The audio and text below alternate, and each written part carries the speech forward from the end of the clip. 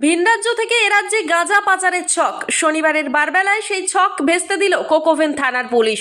Durgapur station থেকে নামতেই ধরে ফেলল পুলিশ। গ্রেফতার 4 পৌরা সহ এক যুবক। বাজেয়াপ্ত করা হয়েছে 37 কেজি 650 গ্রাম গাঁজা। ধৃতদের পুলিশি হেফাজতে চেয়ে আসানসোল জেলা আদালতে পেশ।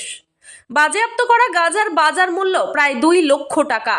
ধৃতদের নাম আনন্দ চট্টোপাধ্যায়, দেবী দাস, সনকা দাস, উষা মণ্ডল, বিনতি ঘোষ।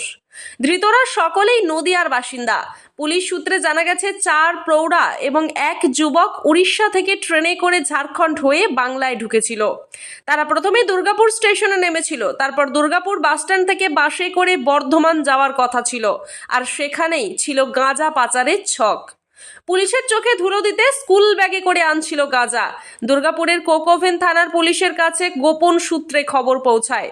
তারপরেই দুর্গাপুর বাসস্ট্যান্ডে সাদা পোশাকে ওঁত পেতে বসে পুলিশ। গাঁজা ভর্তি ব্যাগ সমেত দুর্গাপুর স্টেশন থেকে বের হতেই তাদের পাকড়াও করা হয়। স্কুল ব্যাগ খুলতেই দেখা যায় তাতে রয়েছে ভর্তি গাঁজা।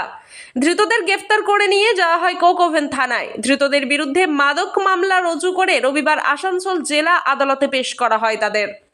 ধৃতদের পুলিশি হেফাজতে নিয়ে তদন্তের গতি আনতে চাইছে কোকোভেন থানার পুলিশ। ব্যুরো রিপোর্ট, সোজা কথা নিউজ।